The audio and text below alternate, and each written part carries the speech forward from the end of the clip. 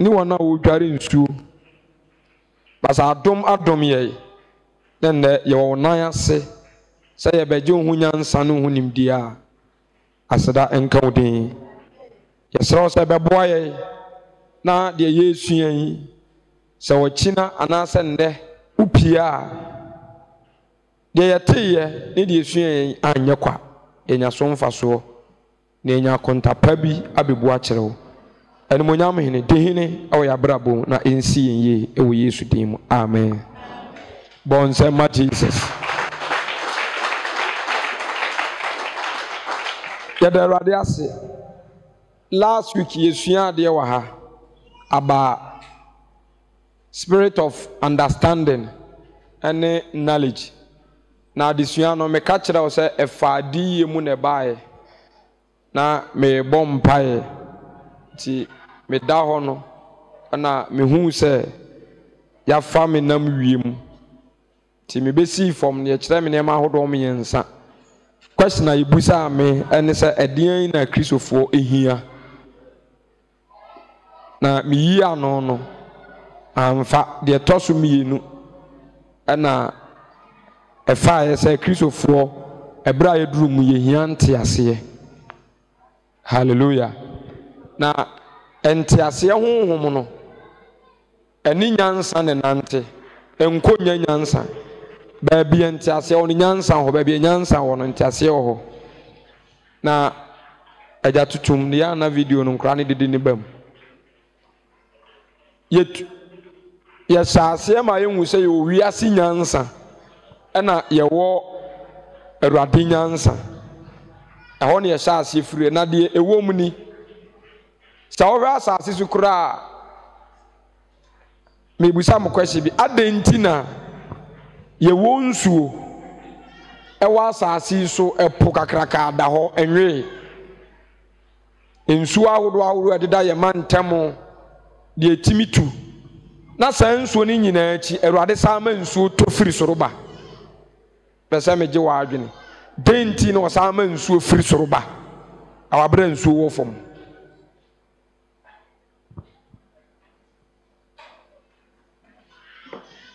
denti ne nsuo wo fom eponye nsuo ebereda nsuo ahodo adeda yekurom boase atwa ha ahie na ne nyina achi Awurade sama nsuo to firi soroba a form nsuo ene soro de and what is the difference eja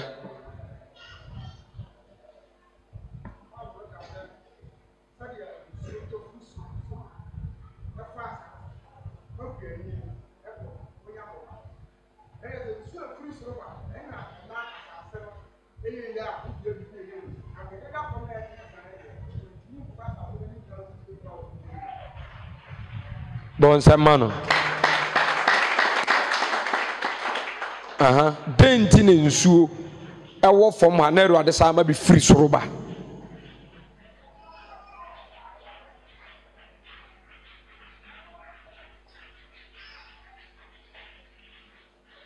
yenya bi dware yetimi twe bi ede petimfo aye doso yenya bi nom so yesterday o man nsuo to firi soroba eja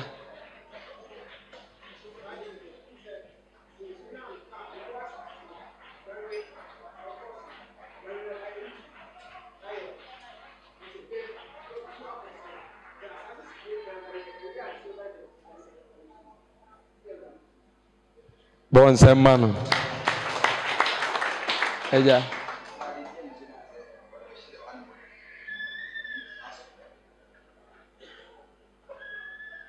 powerful eja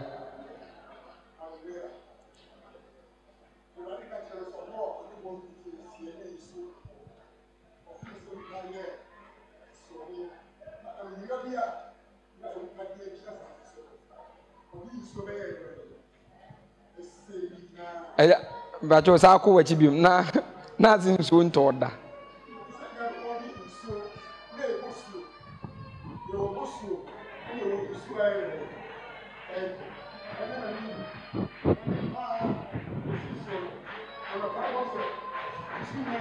ya penso no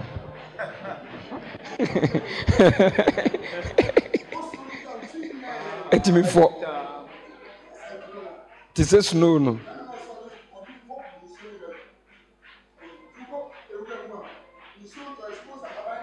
Afọ.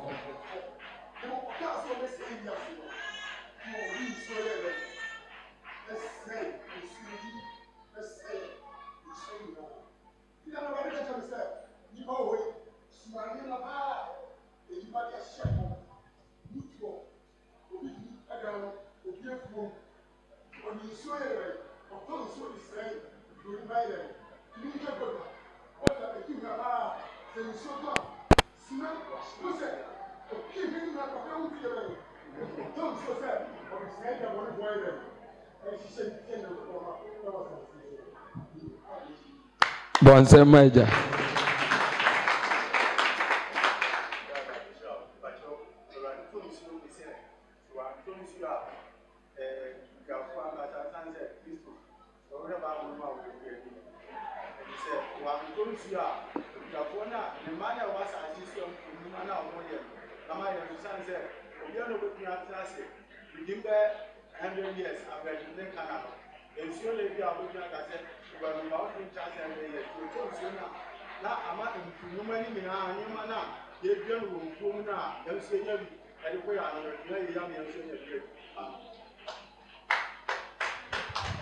Yeah.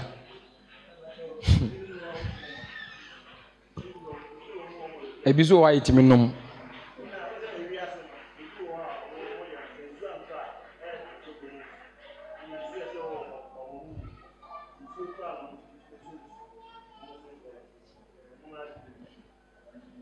Bonse man, pastor, bacho meba.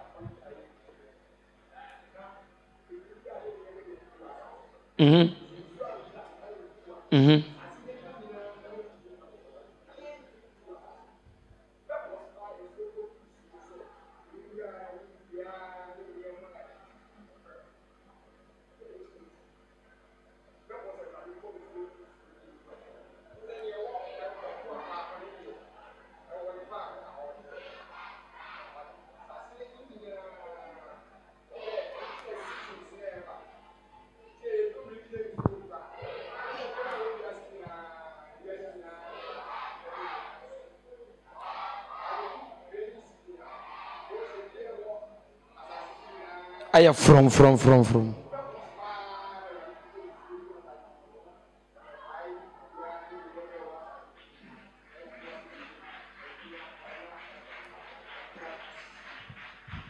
Bonse masof eja. Kan o kakra bi na masa. Ozo se obeya aso atie nyansa. Se obeye aso atie die. Nyansa. Na wakoma amatiase. Ye tie ni nyansa no wo fa. Dabi ye tie nyansa no wo nyansa no so wo kasa se wo betie na. O de kan bra. So obeya aso atie nyansa. Na wakoma amantiase. Na wakoma amantiase.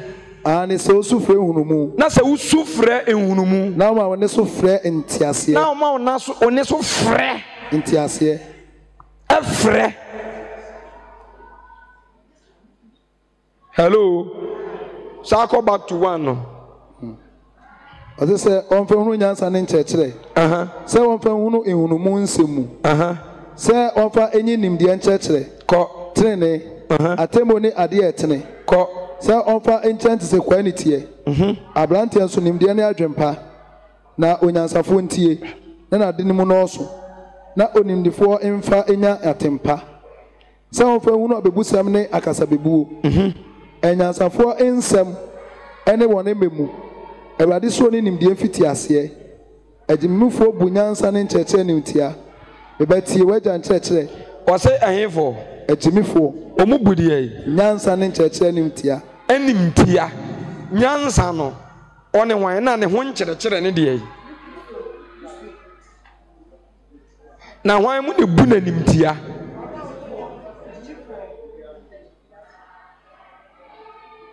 Hello. Inti Kofi, ya de ba na ya mfama. Nti dien pa na etikoto ye Awurade de ma ye se mfamla no. Dien ne wo ma ya de ba. Conscience. Bibi ni friend say. The power of the mind to interpret what is right and wrong.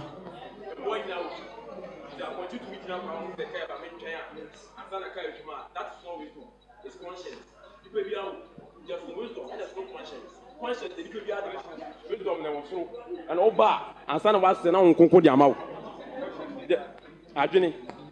Conscience near the power of the mind to interpret what is right and wrong as seen in human behavior.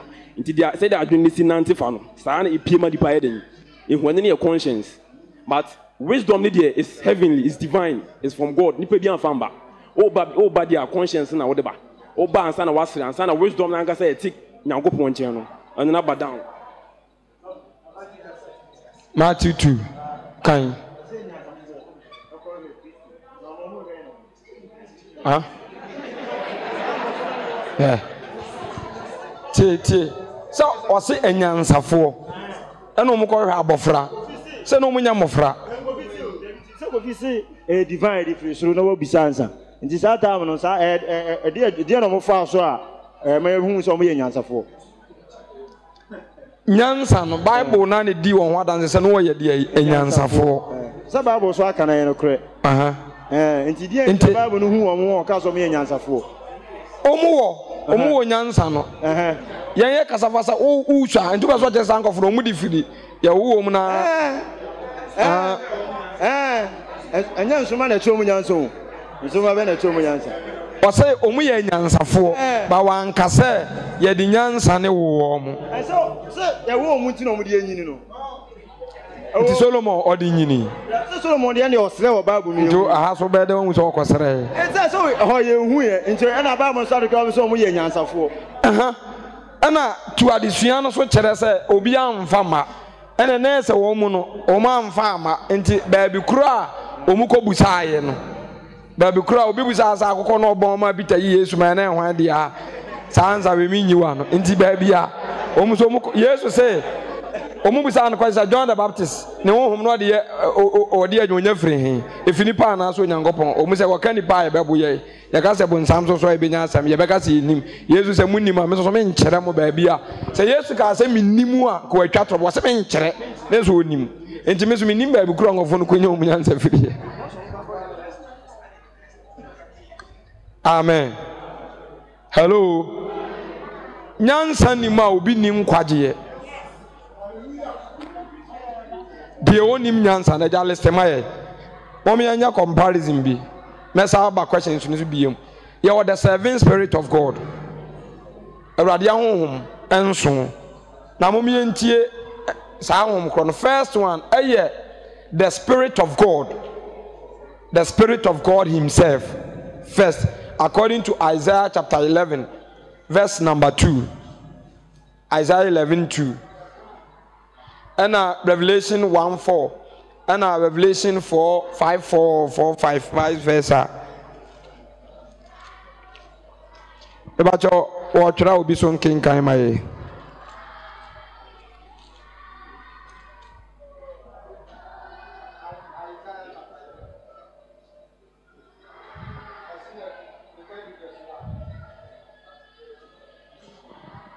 Bacho yanko. Osi me kan fi 2 and 1. Bacho 2. Osi na Awurade honhom ebesi ni so. Nyansa ene ehunumu ehonhom. Afutuo ene maniye ehonhom. Nimdie ene Awurade esuro. Na Awurade suro ebeye ni hwam. Bonsema. Bacho na yanko Revelation chapter 1 verse 4.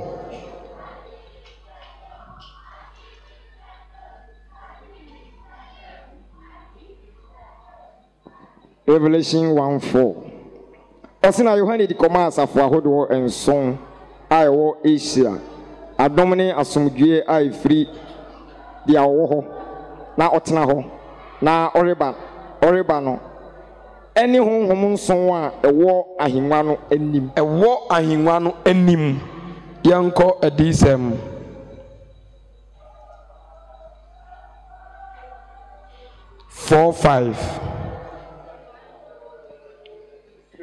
chapter 4 verse 5 ɔsina anyinam ne yɛne ahoroɔ ne aprana efiri ahengua no emu efiri adi na ogya akanea nson a ɛyɛ onyankopɔn ahonhom nson no ɛredɛre ahengua no anim. Amen. Amen. Bonsema akenkan sem.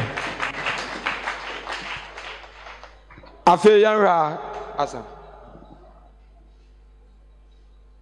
1 2 3 4 5 6 7. Ebacha obi yanra mampen. Yawo first one, the Spirit of God himself, one. Spirit of wisdom, 2. Spirit of understanding, 3.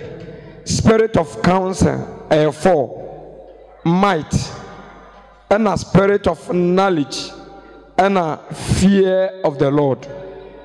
Hello. Baweso, any wisdom, any understanding. Esoniyewo. Yahuni se eye Awurade ahonhom. Wakyerem se osoro no egyina nanim. Wama ebia susu bia se etisei anase etisei. Ba ne dwumadie no, oma bia explanation in the Bible se de bia sitie. Amen.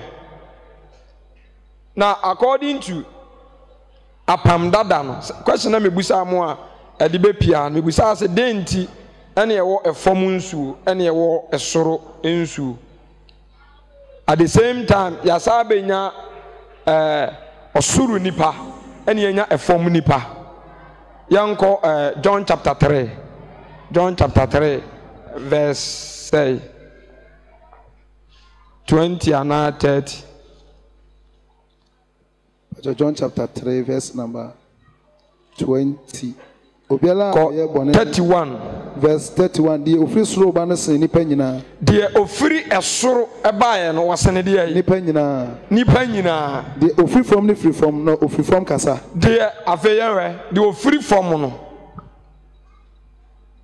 Ya nya ne ma mienu o se ba ku free from na ba ku free soro sei na tie.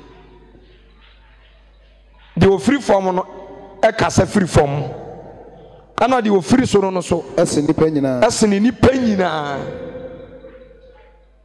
ana James no so abekere se ye wo fom nyansa ene esa wo esoro nyansa ene abehunu se ye wo fom nsuo ene ye wo esoro nsuo ye wo apam dada ene wo apam foforo ye wo Adam odikan ene wo Adam otoso mienu.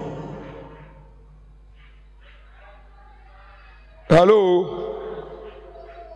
Ensuo no odi nsuo se etese den ya eye nsuo ba why se ebi wo form dada na je se foforo se free soroba de free soroba na ebeye den.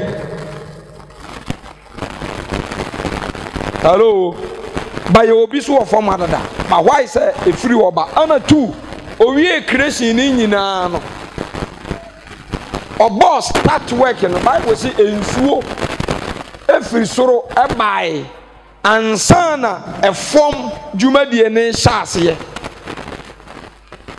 e start 2 apam foforo no Kristo adwuma ye foro start work. What happened?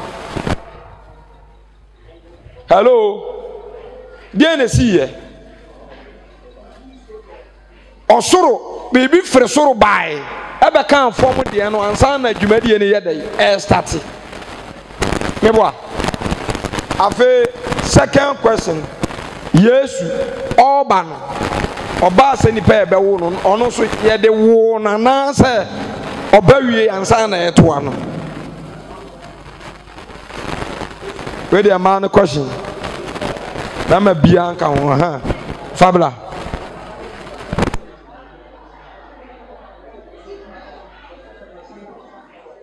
He said, "The one abro so from me for no crab so muntimi nkasa. sɔfo maame aba asɔle a question ba wo nka bi kasa ma wo mpa cha ya de wo efiri sɛ ɔba no na nyansa ne ka no efiri sɛ die nti ne ka no ɔba no ɔba ya na ni bibia na nyansa ka ho bi because social na ne ka sam the way we see be preaching ni bibia na nyansa ka ho bon man ayade hello me see we man question yesu obama ye wo ni se nipa enti ono so de nyansa ne wo na na so obeduru awi ansa na eba mami me pa show na nyansa ne kana wan so na nyansa ne kana ho me pa try ansa na wo ba me pa try adentia Baba ne ka say ye bo wo oba beri mo ka so baba wo oba beri ma na nyansa ne nimbi ahya ne ma nyansa ne ka ne ho anso mo wo no oba wo baba na nyansa ne nimbi ahya okan bi o kan mami kan mami o kan mami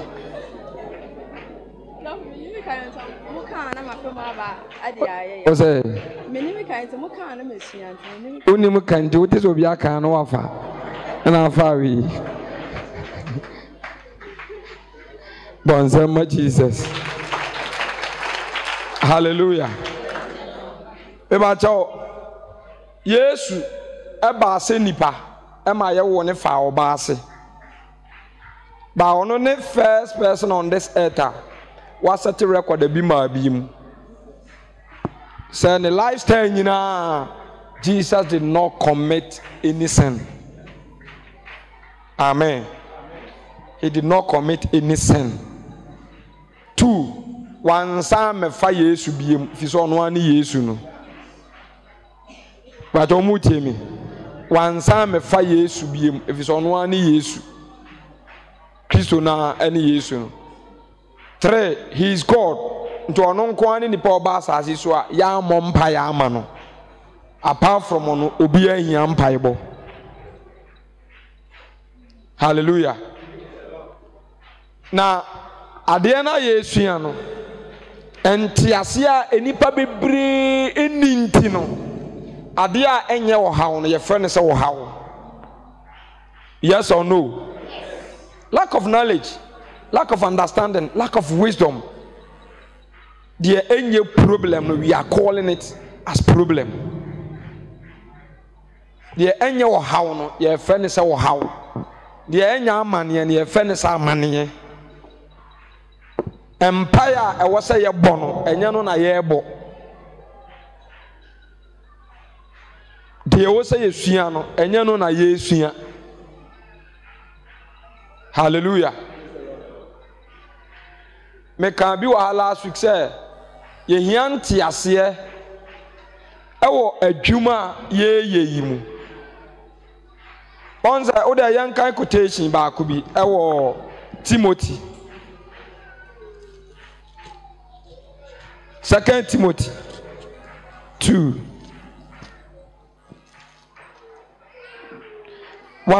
Timothy 1:7 and 33:5. 2 Timothy chapter 1 verse number 5. O say na ema me kai wujidie a nkontompo ni ma kanene na wo unana Louis ene wo na uniform first 1 verse 5. O say atechere fo atrofo. Yes. Na afutusam no botaye ne odo a efira koma kron. Afutusam ne botaye ene odo a efira koma kron. Ene ahunimpa ne gidi ankontompo nimunimu. Ne ahunimpa ne gidi ankontompo nimu. Eno na ebinim atere ho adane ko nsemhuwo. Ebimu na eno na ebimu atere ho adane ko nsemhuwo. Na kaso obi atere ade ho a se oba Pillar of Zion Church asole ne watwam eno aduru action. Ekwan ne de offer so the right way to Pillar of Zion Church and so oduru on why dey watwam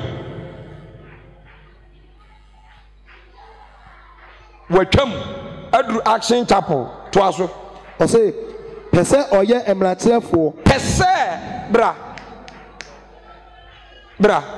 wei o percent wo hia obi a yesofo baako time of starting Christosum fro no we are very good na o se man bi a wanyini no adi ewo awradim beto no so wo kyerkyere no ka o so fe no sabrante wo nimdie no na mehunu se wo ziri bi pese wo ye awrade adwuma na ye kyerkyerefo ba me ne wo dia nka meka tro se koko bompae sere awrade se oma unyansa ene ntiase efiri se ziri no wo ho opepa no wo ho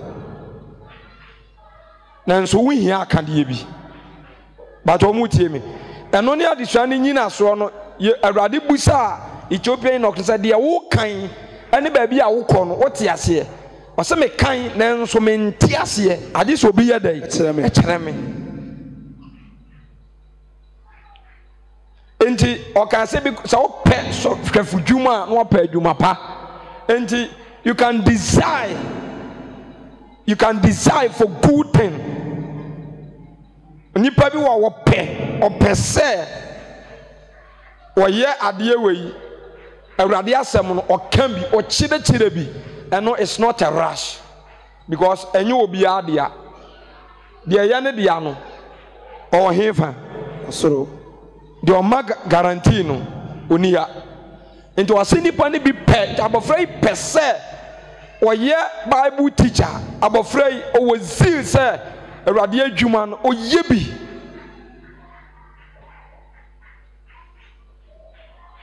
o sa opepa no to asesofo no ka tene se kɔ na kɔ bompae kɔ twen awrade anim na awrade ema wo hu nyansa ne ho ahoden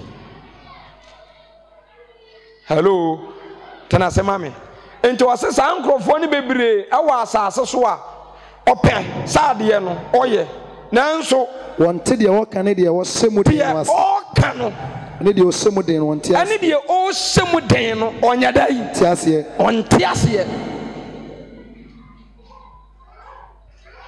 hello onte ase I quite remember me for car a bus station ma me bi na nkofo be preach wom mitia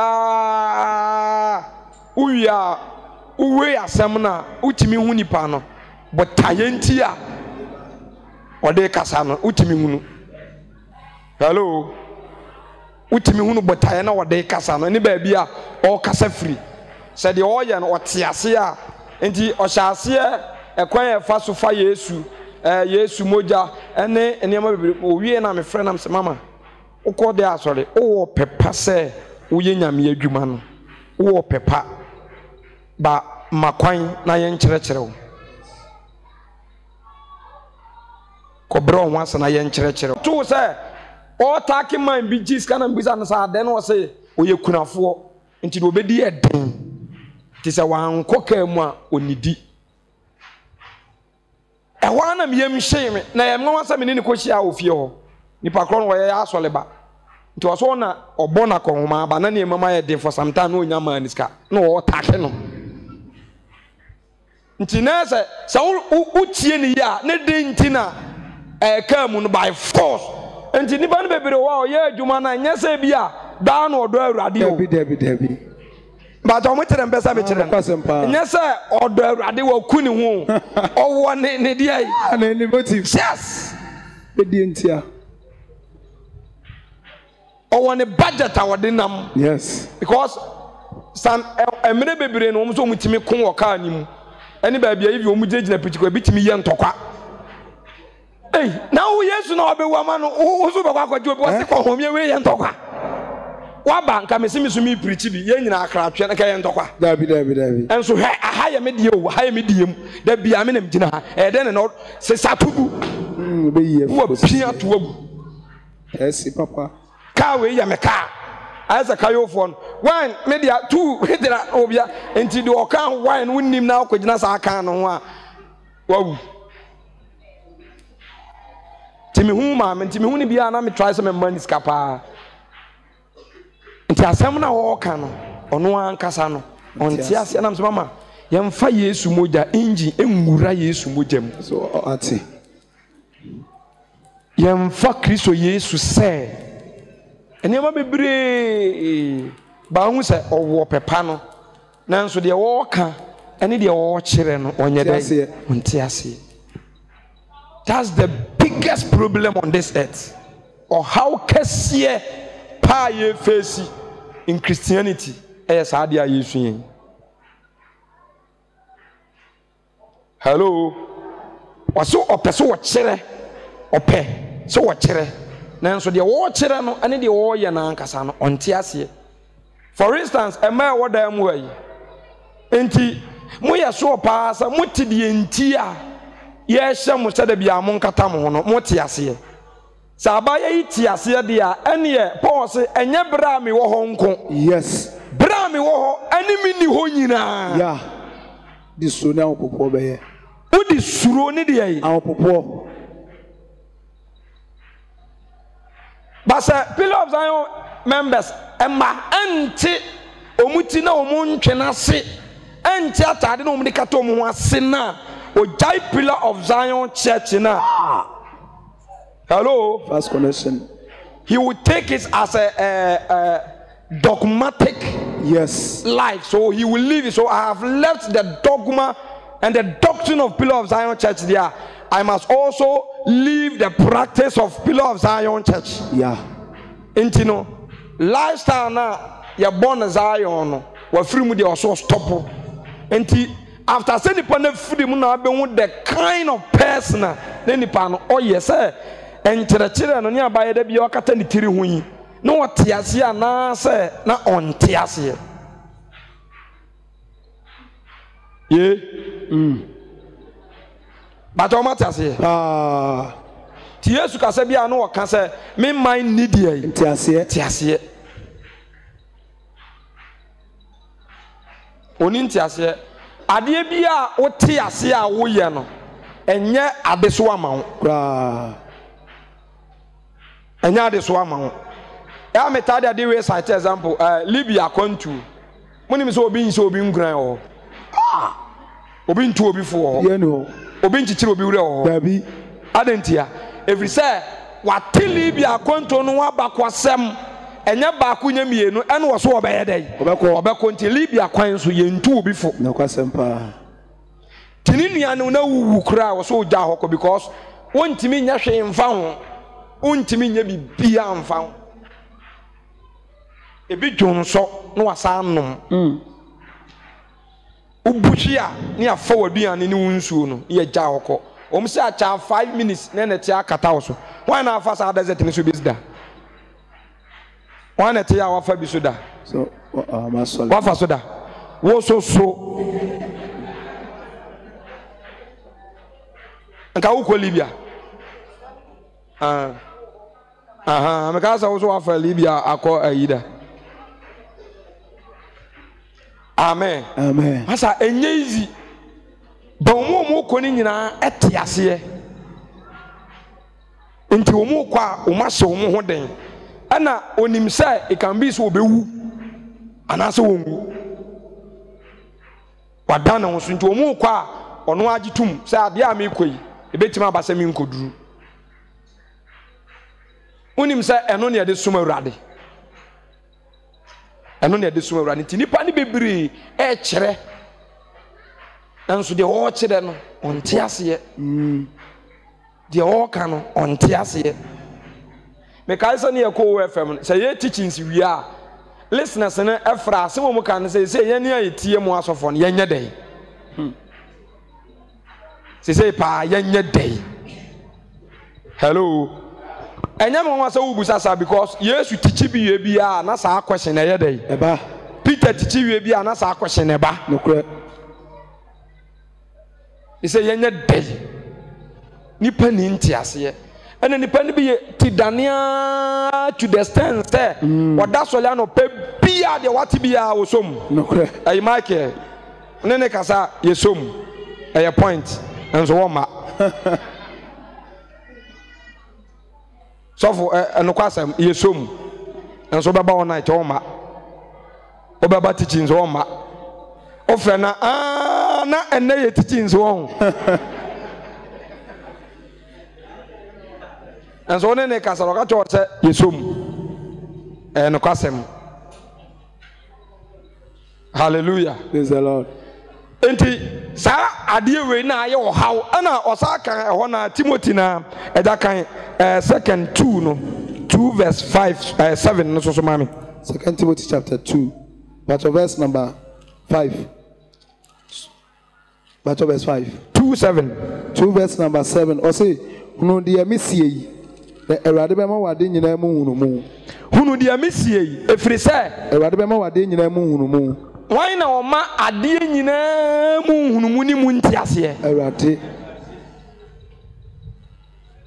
Enti se me firi esoro ba na ye nyam fa maame a. Enya dia wo be hu das. Correct. Ana oka adisam kra de na adisam book na da ho no. Wase niema na oka ya na ye ne nsam atwa to na mu do na ehu. Enti woka ne bia se sa eye sa adisam no nko onye the whole Bible. Yeah. Sa adisam no nko an enti sa wo last time ne rechi sua de ho. Eho kra nsam no okatakata so. Se we no woka wase ade no na etese. Yes. Wanka se no a enti wan fa wodi enkohye wo. Wase sa adisam no so binim na say oyi bi firim ana wodi bi kohyemu a di bi firim kwa ngomanim. Yes. Na say a time enti say on fa maame na me nte ase a me ni rice a me koye dai ko kire ko ka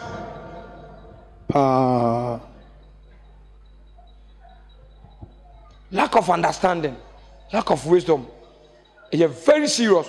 Ana Job 28 no ono na obi asem ni mu ye pa kire ye yan san repeating no ebiem Job 28:12.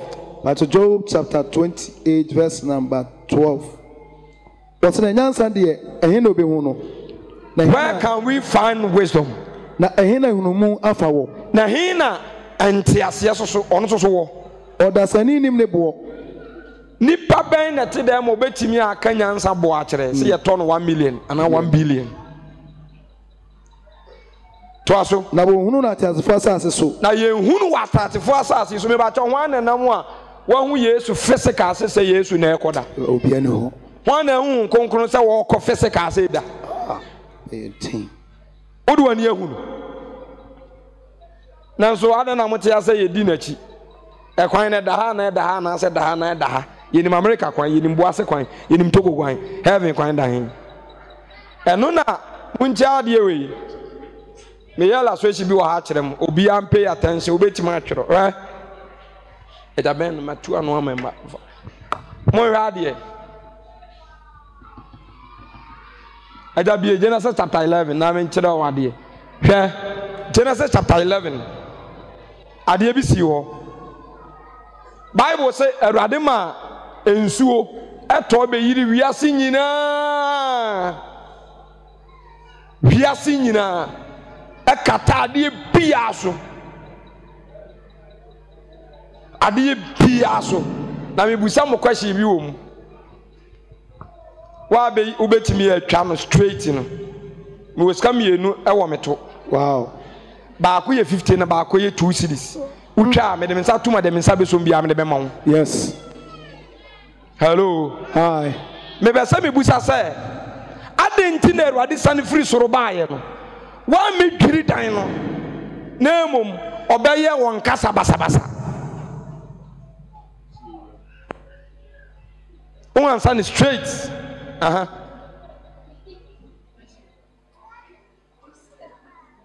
omo ye nka bom ni nti na oyo omo kasa basabasa no answer ni ye aso mujidie nyina ye ba ko ni nti na oyo omo kasa basabasa se na be ya nti ase enyi adwuma answer ni ye o ye atwa age me nsa so ba ko wọ́n sika nti wọ́n so wọ́n kuni nana no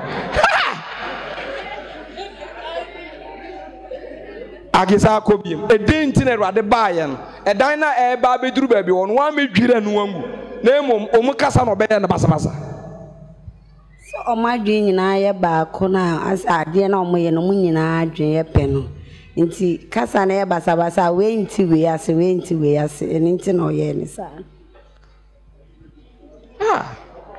age nti ase ni firi mu obeyi nti ase ara no mo de ade ni firi mu e ka ho oyi nti ase e di firi mu ade na wo ba uniska na wani abere ho sa uniska na je so ko na obeyi nti ase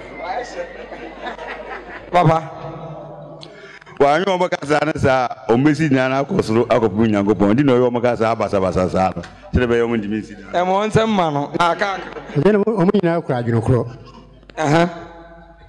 na mo te o ase yes mama fam sika ni nyina mo twa na ene se odwiri dan 1,000 times up so far as antiase no no be say 1,000 times. Hello. Until we don't talk about problem, but we talk about what? Solution. Wow. And he said, I did during 1,000 times. So far as Antiasiano on Umbesi 1,000 times. Yes. I give her, hey, 2 cities in the bay. Come on. Amen. And anything about 1 major dino. Ana 2 a dine ntimi ntoa ne ho so biem nti ba bi o jaye no nti o see for ana botaya na nkofo no so de ikoni first one omu botaya ne se ensuo ba ye no ha enipa nsatena yo kwaku me say nipa ye koto accident so obekwaye ai dominasi na ka ni mu nipa nyina wu sprinter e ko sheti maka biase. The first time I'm accident so na enkranke to akora na ewu ka ho na me rehoyi kranke tenkete na so fo ba ko na yere ka ho no mba ba ko ne enum na program Boss FM omunyina na accident mi nim ade potia na timi si mani patimi yam sa no ente free wo no ni pasui krofo ese e fa Yesu ofunu no ho afika as ne free wo ko no obi ekonya kasi ni nyina besi santas obi an overtaking ne na watwe ye be so na ko be kwa papam ne ye overtaking Mr. Afeje ye would have fee 1 week 1 week ye would have enti ade Awurade de ye ni nyina ampusu ni pa wo mo bete ye no mo se sa papa we so ye fast ye hurry up ye hu ni se ensuo no de yiri fa nipa ene ye be si dan a se onim no ni nsuiri babie mu a ebetra sa nsuo no ana nsuo no ba bia yiri kokanum sa Bible man ne numbers o man ne messages enti omuso si dan a ebro sa lent no na se omu nsuiri sa babie mu omu adwane akoguru abrosan no na sa adwen sa chane de omu nye omu adwen sa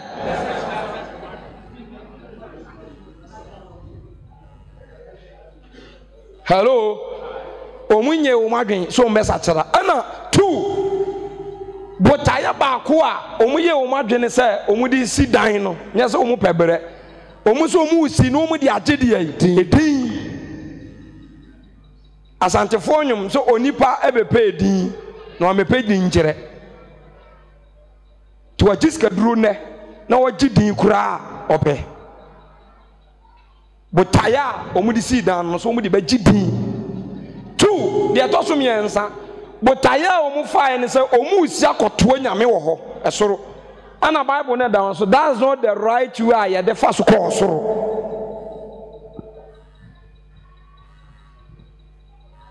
nya kwa ya first de kosoro no hello njaja kan wan ka kra bi mami na me ntra wade asase nyina so fo ya anokro kasa kro omu ye anokro kasa kro Intadia bakwa ema dani timi ewie peye no and say now they have under what standing mu wonte ase e wade na omu ye nim the Bible said wade na di omu adanse say ade na omu ye no bibia intimi nsi omu kwan so far as understanding wo hon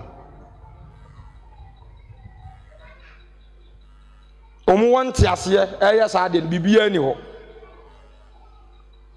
ebetimi akompriti enti o sane ekoi ekosai saa enyinaso no eye saa ante ase no said be ya dan ni sentimi nkoso biem o de be stop wom. And the greatest thing Christianity we need. Hallelujah. Praise the Lord. And only at the teacher you hear pa young generation. And this our check here a decent no crown or see we are say we do bit me who are born I want the win answer. Pa yes. Or so do win answer no bit me a boa no content to no a genius of one. And a Jimmy phobia no about heaven. What are the qualities of a foolish man? Hello. Foolish man, the qualities a young kankakra. A proverb say 20.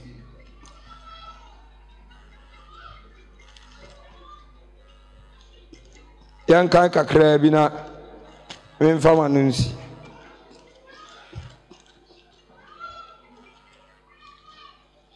Yamra proverb chapter 7.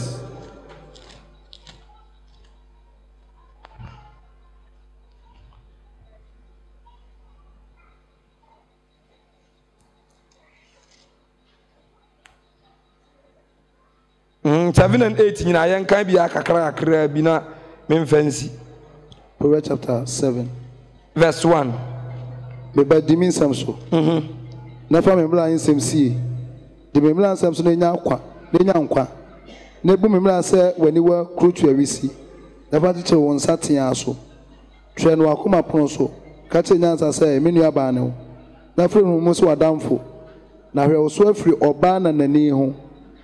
Afri oba wo a oka dokodoko nsem. Na me firi me dan mu me poma mu hwe me mu. Na me hwe entete kwafo mu. Dabi bra 4:5. Bra 4:5. But Proverbs chapter 4 verse 5. Nyanyansa. Nyawunomu. Ema remfi. Na emane mfiri na num kasa ho. Nyano na be so. Ko don na be krawo. Nyansa ne ade titire enti nyanyansa. Na fa wade nyanyina nyanwunomu. Bunu na be ma wo so. Ko se wo hwe no wo ye no watu a ebese wani munyam. Se oye nyansa awa atu a ebeye de ebese wani munyam to aso ebeye wuti animunyam akyekere wuti ebeye wuti animunyam na bekyekere abotire fefe na edebese wo bebetie na fa mensem na ma wo nkwa mfie nọọso ma kyere wo nyansa kwan meja ma kyere wo nyansa kwan meja what important nyansa kwan no yankowe no Job 28:12 no ba bia nyansa kwan na ewo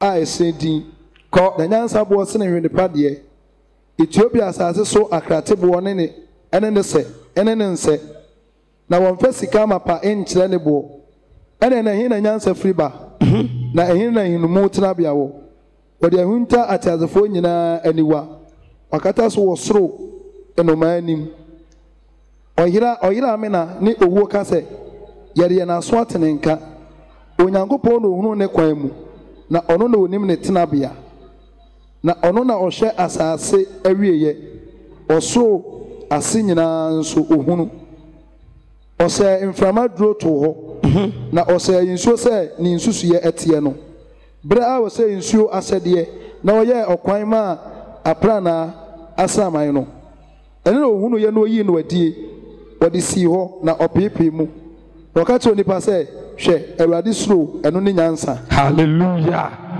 Bon samba Jesus. Na bra Proverbs chapter 9 verse 10 so na oka se awurade suro eno ne nyansa. Proverbs chapter 9 verse 10. Proverbs chapter 9 verse 10. Nyansa fiti ase ne awurade suro na okonkro ne nim de ne hunumu ko ose na me na wona bed nyansa fiti ase ne awurade suro na okonkro ne no honim de ne hunumu na me na wona de bedoso na wode enkwan fie afi 12 ne na ye me da ye nyina ye kan awurade go se wunu nyansa kabi wunu fa hwoni anim ka kire no toaso na sɛ wodi fɛw a onko na abɛsoa hwɛ n'anim ka kyerɛ no kan sɛ wohunu nyansa wohunu fa na sɛ wodi fɛw a onko a enti na Friday ne mu ama night no obɔ mpae a obɔ fa. If you do good, you do for yourself. If you do bad, you do for yourself. We don't go to heaven double. We go to heaven single. Enti da wuji Yesu odi na ye wonko a. Enti se udi bone a udi fa. Ha, o se obansoa agya mumu yo biem atwam. Me papa ya ne bone na me sache da mafirim. Owie no so oba kwasea oyede ayi bonko so eto aso oba bi akan na oba kwasea ye okasafo kasa no na no atwi from akokɔ oba kwasea ye kasafo hello owie no se wo jimifo mpo omua nano a yebuni nyansafo na fa ho bo nyansafo na da ne de nyansani tu hu ni nyansa hu fa ba se wo di fewa onko na abesoa bonsam dem onko na abetenem enya wadwene sa me wo behu mi wo ho mi twam wo Yesu din mu so onim so ba kɔ bonsam dem ahu mi enche bi biem ahwam anim kra. To wase so ohunu nyansa ye Kristo Yesu a ye de ko nkwa na wa na beboa wo eye wonko a wo ma me nka ho wo papa nka ho obi anka ho na wodi fewa wa na obesoa wa ade ye obi anka ho nti ye ka nyansa e kire huhumufo ene nyansafo owie na o ka se tunyansanifo na dinim ndoso ba bia no Bible ka se kwasea yitunifo nim yentu kwaseafo ensaw energy na nkotu kwaseafo ebiso obebu animtia obebu sa agoro ento wase amumuyo ye okwasea sade yi agoro timinuanom me janyankopon moboro nso utumfo James Diana and the asofo kotu man tensa nkotu o kire mu ma afe esuru nyansa na ye ka ho asam se de sitie eja ye nkan na memfama no ensi nyansa efiri esuru no o man explanation se de sitie nti so wo nyansa utimi de biti wo sofo utimi de biti wo nsolemba utimi de biti wo maame o papa ukunu wadwuma efo a eno ye nyansa e wo fom e wiase nyansa entimi mfa wo nkonkwagie mu nyuma wo odwo a nyansa wo mu enti yen yabrabo no yabrabo yesofo ba ko ka asem che mo sese obi hia no na obusa no sa wo ye sofo a asem a wo ka tro ne se minyuma na be kire yes excellent answer minyuma na be kire because me de ma no ka ye owi ni bi wo wa ye friend sofo me wa ye owi ni bi wo ye friend Kofi Yesu o chinso e friend Yesu so kra de oni Yesu on the wafa Yesu na ye ne guy name guy Yesu so wase so wase oh enti edin of na dame so no as emoso no eno no qualify me se mi nyansa da bi hello but se mi nyansa no mi nyuma na be prove mi nyansa no who I am my wisdom ene nya no ene ye de ka if you say erade honami ene ma bebere ewo mu a wakata so wode honama kata ho ewo yemu nte erade ne ma esom bokra no okata ho ene na last me ka bi kire ho amango ye kata ho yes bo frɛ ye kata ho ubeso uhwane ho a na wa ye kra so wo be ye dai ubedi e ba ye aduane ihwane ho a ne gise ayi hello hi enti unama ehwane ho nti wase me nyuma ene be prove who I am my words nsem efiri me muba ɔse nipa nyansɛm a ɛkɔ mu no na ebu ho fi na emom die firi wo mu ba ti die pie firi Yesu mu ba na ma yehu nipa ko a ɔyɛ se nyansa ne wo nkonkron ayɛ ne ma into all explanation no into your works will prove who you are unyuma ena be prove die wo mu ene de wote to asoma me but wase na se mo ni tambone ne manso twen mu akoma na se mo ni tambone ne manso twen a manso ko Yesu ba na Judafo ni we nka we ni we nka we ni we nka we ni we nka wase mo da so wasa ni tambone ni bi awiasefo ye na ene mo nwa mo ho ene na mano kwa na mo de ka se ye akristofo ye asofo ye we eya no ene ye de ka na muni ato ntia nokre na emom eya tro kese pa mu di tia nokre no bisa nokre ne ba enya sa no wote saa nyansa yimfiri soro hello saa nyansa we die emfiri soro na emom ye fom na emom efiri fom ne okra ne ahomone de ene ahombone de na de nitan ne mansotwen wo no na de nitan ne mansotwen ewo na sakasaka ne eno ye boni nyina wo ne ye boni nyina wo sa sakasaka ye okan wa sa bible say Awurade bo so na sa na asase ye sakasaka ne de ade ade ne timi ma sa ade ne ye complete light ade ade light the spirit of God na Awurade honhom ebe butu ni nyina so e ma sa sakasaka ne nyina ye off okay sa Awurade honhom na no kire se rich ji Awurade di na Awurade honhom ebetena ni mu sakasaka ya brabo bia wo se ye dai era ana so ne nyansa no ene ne honhom no kura honhom 1 John chapter 5 verse 20 kan no ma me 1 John 5 verse 20 na you say nyankopon ba na ba ofi say ba me ya dwen di ho no kwafo no ba ma ya dwen ye di ho no kwafo aye di ho no kwafo na ye wo no kwafo ni mu na ye wo no kwafo ni mu ba Yesu Kristo ni mu ba Yesu Kristo ni mu oyi ne no kura nyankopon ne da enukure nyankopon ne da nkwa no me mankuma monyo enyim ho mfiri abosom munya ne na munyim ho mfiri de abosom unim abosonsom ye enibere e abosom amen ntime ba nyansa ne de titiri wisdom is the principal thing so cast wisdom amen kan James nisi verse 17 na nyansa efiri so ne die de di kan ne se ho te de edi kan ene se e ho te e wa asomdwe be ba cho Yesu na ne ho te anasa ne ho nte na ne ho te pa 2 Bible say no ye de be asomdwe de yi ehene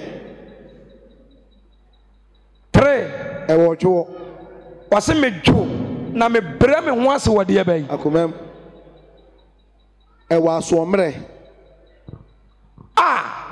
wase asenua no ho wuo ni mu empo bre no wase ye setie de kosi obre ne ho ase ye setie de kosi se hui a Yesu aso mre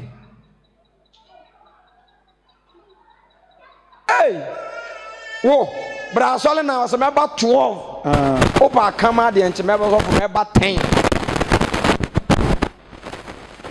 aponche bra so den heaven said the radia kasa asasi so abrei onsan se saye nkogu ona wo so kasa nabi mislamu wa bre radia kasa no wa bre pa ofrika ya nyene okaso onu ne wo so boy no ejajon se obi tu kwan no onwan ene ema ji nwan no mfa ne manko ai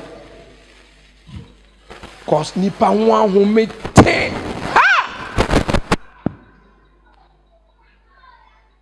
nipa ho ahomete enti sa definition o ma Yesu ho asem no wo ka ono so ne nokure nyansa no o wasomre ono wo Nyankopon mpo wasomre na nka ntomo nipa tu wasawo de moburuhunu shirani moburuhunu fo ono be hu omobo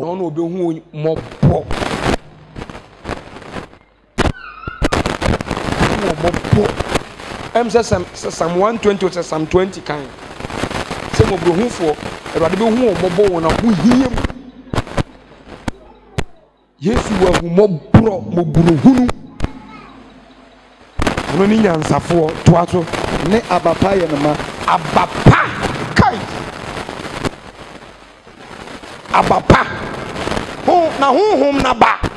No, do. Abapa Yesu ma. Entibra ye miano no sa anya free ni mupie ene free ni mupie abapa aye ne ma. Hello enti press before you say ade bia me ye nka esese me busa se ebeye na wo busa se enti nke ye Yesu a nka obeye asema me kan enwuma me tui abraba me boy Yesu a enti ka obeye obusa ho sa abapa ye ne ma to aso enye chinye enye nyaatwom sister ya ka kire say watu nyinsen agu akotwetiri unim akoma mu pefe ni awurade anim say wonyem o hawo ne say o hawo pa ne say yese watu nyinsen agu usu unim ho awurade na obebu aten nye mo so na bebu aten ebetima basa me kura me am yes of magiadi say wo mehwe wani no anim ho no onyem wayi agu enso ebia na ye yare na yare onyem bayaka to so a eya chinyiye dabi why na bebu aten why na nim kokoam yesum ni pa na yesum awurade ye yi enwa ye kire ni pa na se yi kire awurade 1 Corinthians chapter 4 verse 5 there some no kan. Hello enti wonnim ho saade ne wonye ya denti na wani abra wuji ho achinyi ni achinyi. Hello yesu okum nipa oso nim sa wonkuta atuo kura dan so yesu okum o hawo ne se. Amen. Ejasi Bato 18 na ogutene ne aba asomdwe mu ma won a wo yo asomdwe ade ogutene ne aba wa asomdwe ma won o ye tene ne ade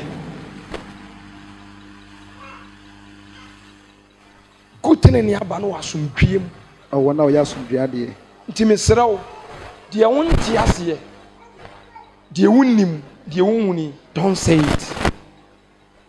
Hello so a young guy wa na be so ye nyame adwuma nyantobo ase if you say Yesu kura be ye biko Yesu na mu no ye nyankopon no wagya hokɔ Paul ayese wa amantem wasene dikanfo na ne sunsum nyane nipa no wagya hokɔ abonefo da so owiase.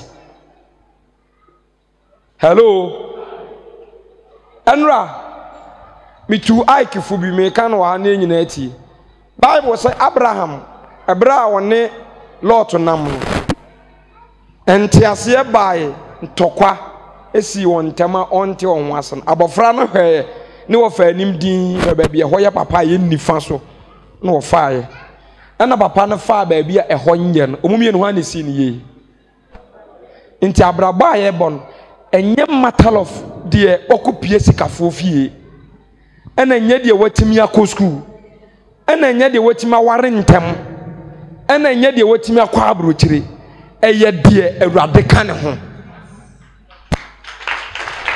Hello. Hi. Two, don't try so bit me a fight am awurade. Ni nyina lack of understanding na me kan me siri nipa bebre. Aya me siri nipa bebre. E bi se wo hu se obu awurade ba wonim se awurade nim wo mo. Me ne mo dem a mo nyina mo pema asem. Na obi awurade mo a ebe bom ye de na wo sam ye. Ade na wo sam ye. Samo pema asem a. Anya je na mo je me. Mo wa me. Wa wo speaker wo de hwia kwa ni tirim. Na me a mo bo ame no. Dokasa fasikan. Wo de atwa me tamfo na so. Na ma je. Na ma send the right and say Peter. Me mu ma asem so it doesn't matter say me ba no. De wo twen krante no. Obi wo nkranta no. Enti say Awurade ma kwan ma Peter twen kranta de na betu Peter. Unim say de enti a John the Baptist ba me yetwa ntinye bibia ntia ba konfo twetwe omuti ntia no ko heaven ba ma yesa betwa nti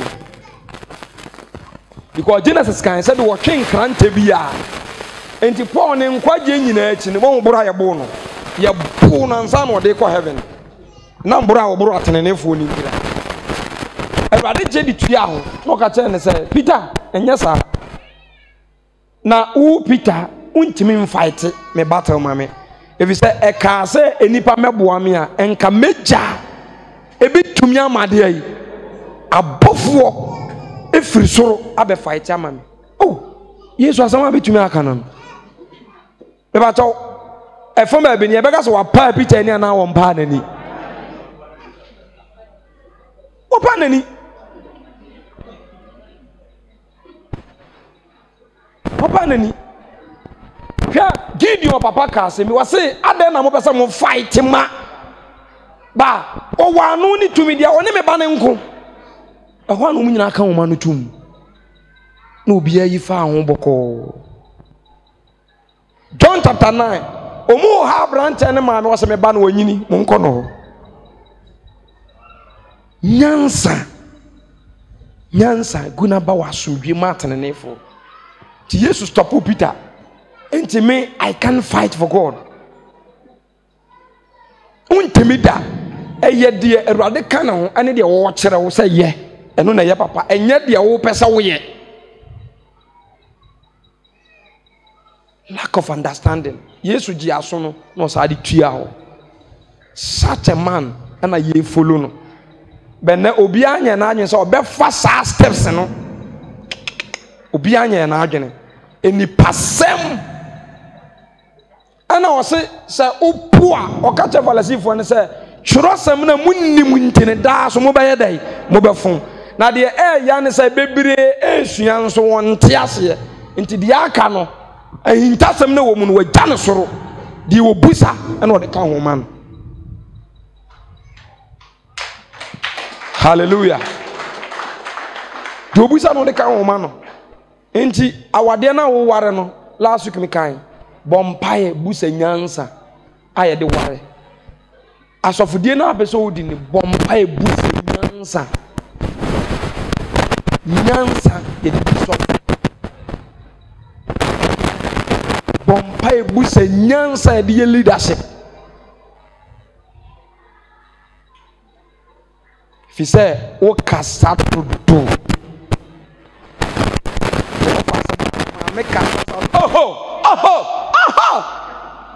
afe no ma me edin hwe nanim akora ketekete wonu mu so ma me na kasa sa akora hwe nanim Erade na kasa kire no so wo kasa dito tinye de wa chusu ba bi eye no da bi eye de Erade ka no efisa Abraham koy e ma ni si ni ye efisa na Erade ka no Jacob koy kura obia tu abura emma asase a abura eso ya kwawe otu abura ma ne bai enti bra we don't travel for success we don't travel for success but you can prosper where you are so far as you have wisdom so far as you have Jesus unim sa we fast Erade in the Erade ma 10 cities we tight o ma 2 million yi 10 million yi unya 100 no on the odi aye no enti wo hunu se wo so wonhia sika kese ye ebi se wo pewo sika kese ba nsem a wo be firi ni nsem tin kakra na 2 million na 10 million na ebi se wonni akoma wo betimi ayi tight 100 million na ma Erade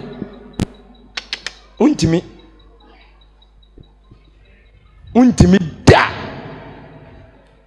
enti wo kakra na som sa wate fa esa no amye di biabelo esa ohun se asa no de kakra betuma ma sa obedi ni kakra sa de akọ heaven sa wo pa obenya 2 billion oboa bla da bi akọ bi beka ayi ne boss asem kire mi wase sofo eni pass we si de wa ya ade o because me hwe me boss ni sika kiti we pa ni dwena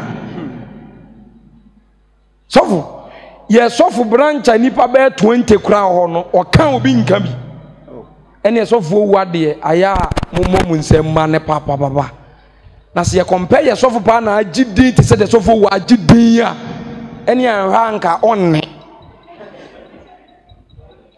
ɛtɔ da yɛ a monyɛ comparison ɔnsɛ wɔhwɛ sɛ nnipa bi nya akwanya ketewaa bi a na mohwɛ ɛsu awuo ne mu ne nneɛma bi a asɛ ɔpɛ sɛ ɔyɛ a wode compare sɛ ɛne sɛ nka waduru ha a ka nnipa wei nka ɔbɛyɛ dɛ yɛ saa comparison ɛne saa nnipa no a nka ɔbɛyɛ dɛ akwanya ketewaa bi koro wɔnyaeɛ ɛnya command kakraa bi wɔ nnipa bi so hwɛdeɛ ɔwɔ kyerɛ nti sɛ saa nnipa no nya saa akwanya no deɛ a masa stop yɛna kufo ado te nkyɛn ɔyɛyɛ mempene garante hwɛ ɔnso wagye mu bɔkɔɔ afei de wɔsɛ yɛmfɛ ne galamsey bɛfrɛ small scale mine wowɔ lances abɛgye ɛnso wɔte akyiri no ɛne wɔsii so foforɔ na ai off ɔnso ma sɛ pini na ma wɔgye tum wɔgye tum sɔfoɔ wɔ ase kɔfoɔ kora n'ani pɔtwepɔtwe wɔ ahunu kwaa mu na wo atame nsa w'ani nyɛ atentimfoɔ mmienu ɔhuhu tiatia so wompɛ ɔbaa bi ntena wo so woabɛgye ade so awe yi ɛne sɛ wɔde pempem no ɛnna fam bɔɔl no wogyina akyiri a ka sɛ praise ne nyinaa asa wɔhwɛ wogyina mu a ne ntɛmini sɛ wonya baako koraa mbɔ wobɛkɔm ni ka saa ne yapɔn enti me nuanom megye nyankopɔn mɔborɔ hu so wotu mfo sɛ nyansa yɛ ade titire nyansa ma wobotɔ wo yam nyansa ma wonya nteaseɛ sɛ abrabɔ ɛyɛ time abrabɔ yɛ time wonya saa nteaseɛ no a ɛno a na metea na papa bi twam oduru a wɔhwɛ ayi a evangelist a ɔteatia na ɔfrɛ me na ɔne me di nkɔmmɔ no sɛ masa yɛrɛ ho ate na ɔhyɛ sɛ ɔɔtu me fo ɛwɔ nyamedwuma mu ɔsɛ ɔstate yɛ akyɛ ɛna ɔka hwɛ wo papa wabere o ɔba ha fegum ne ɛne no na wɔka stories bebree ɛkyerɛ na ɔsɛ nipa ɔno ɔmu hyɛ aseɛ nyinaa same poku hwanhwan sule ɔmu nyinaa ɛnso na papa so bubu ɔmu nyinaa din kyerɛ ɔsɛ na wotu wɔne ahu ɔmu mu biara wei awieyɛ wei kɔbɔ adwaman wei kɔyɛ esei ɔsɛ baako koraa na ɔmu deɛ na wɔkasa tumi ma tumi na bɔɔbo paapae na ɔde tumi fo sɛ aberanteɛ ahyɛaseɛ ne deɛ ɛnyɛ den sɛ awieyɛ nti wo papa wayɛ adeɛ papa a wɔtumi agyina mu a bisi nnɛ yɛntee sɛ wakɔbɔ adwaman anaa wɔfiri adom no mu no ayɛ amomɔ mpaeɛ ma no ɛna fam sɛ awurade anyɛ wadom na wansere nyansa ne adom amfiri ne hɔ asa ɛnyɛ easy nti wama yɛ akwanya sɛ yɛmmɔ mpaeɛ nsere saa nyansa ne nteaseɛ no a wɔde bɛsɔw mu wobɛte abrabɔ ase sɛ wo ne obiara ni right race yɛ will wɔ fam ama ne ma no wo so ne will biara wɔ ha yɛ will wɔ soro sɛ woamboa wɔ saa kwan no so a sister wobɛfiri adom no wobɛfiri mu nti afei kɔ awieyɛ aka bɛyɛ sɛ 10 days pɛ yɛka nyansa kyerɛ nyansafoɔ menim sɛ wonim nyansa nti na ate ya nti yɛtoa soɔ kɔbɔ ho mpaeɛ sɛ Awurade mmoa wo ɔsoro nyansa na ɛsene adeɛ nyinaa no ɔmfa bi nnom amen ɔma wɔdwoɔ ntoboaseɛ nteaseɛ ɛnida hɔ koraa yɛ kyɛn mpaebɔ sɛ ɔbɔ mpaeɛ da biara ne wagyimi a wobregu ka akɔ concrete a kɛyɛ nti wobɔ no ne w'ani so yɛ dɛn ɛda hɔ sɛ Kristo ama ɛnɛ bronya mu no ama 31st night a menim sɛ deɛ yɛakan yɛbɛhu ɛho aba wɔ mu sɛ amen ɛso ama nipa ateɛ di amen deɛ wafrɛ yɛ no ma ɔngu w'anim ase da amen tesu bi ma ɔngu w'anim ase da amen bakyɛ ɔsɔre gyina w'anammɔ so ɛma me sɔre gyina w'anammɔ so ma me Awurade yɛ adom a